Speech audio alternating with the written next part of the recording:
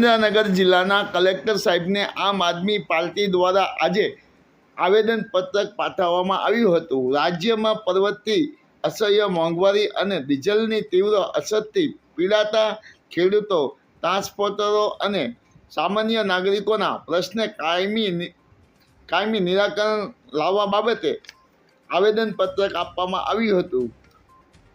હાલમાં સમગ્ર ગુજરાત રાજ્યમાં એક અદ્ભુત કટોકટીમાંથી પસાર થઈ રહ્યું છે। એક તરફ દિન પ્રતિદિન વધતી જતી મોંઘવારીએ માજા મૂકી છે, તો બીજી તરફ રાજ્યમાં સર્જાયેલી ડીઝલની તીવ્ર અછત બળતામાં ઘી હોમવાનું કામ કર્યું છે। બેવડી સમસ્યાના કારણે ગુજરાતના વિકાસ મુખ્ય સ્તંભ સમાન ખેડૂતો, ટ્રાન્સપોર્ટરો અને સામાન્ય જનતા આર્થિક રીતે પાયમાલ થઈ રહી છે।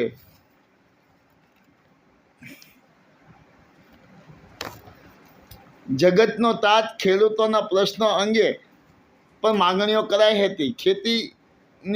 ખેતની સિઝનને પેટ્રોલ પંપ ઉપર ડીઝલ ન મળવાના કારણે ટ્રેક્ટરો ઠપ થઈ ગયા છે, જેથી વાવણી પહેલાં ખેડૂતોમાં ચિંતાનું મોજું ફરી વળ્યું છે।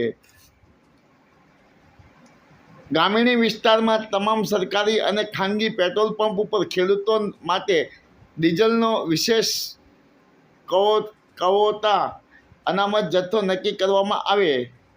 આજે ખેતી કરવી ખેડૂતોને ખૂબ જ મુશ્કેલી થઈ રહી છે।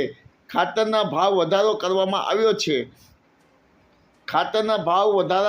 આવ્યો છે, પાછો લેવામાં આવે તેવી પણ આમ આદમી પાર્ટીના કાર્યકર દ્વારા રજૂઆત કરાઈ હતી।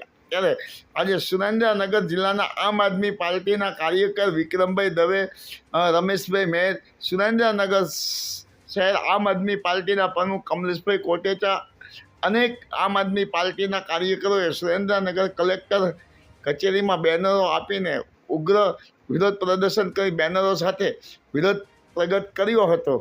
માયાજાર ન્યૂઝ, જયેશ ચૌહાણ, સુરેન્દ્ર। ઠીક છે, હોર્મુઝમાં બ્લોક કરેલું છે, ઓઇલ નથી આવતું, પણ છેલ્લા લગભગ મોટી 4 વર્ષથી ક્રૂડના ભાવ છે એ $50 અથવા એથી નીચે હતા, ત્યારે પણ ભાવ ઘટ્યા નથી અને ₹92 ડીઝલના સ્ટેબલ રાખેલા અને બહુ મોટા પાયે સરકારશ્રીએ પણ ટેક્સેશન કર્યું વેટનું। વેટ એક જ પેટ્રોલિયમ પ્રોડક્ટમાં ચાલુ છે, બાકી બીજી બધી જગ્યાએ જીએસટી આવી ગયો છે। તો એટલો બધો ટેક્સ પણ કલેક્ટ કર્યો છે ને તેમ છતાંય જે રિફાઇનર્સ છે, મોટા ઉદ્યોગપતિ છે, જે પેટ્રોલિયમ ક્રૂડમાં ડીલ કરે છે,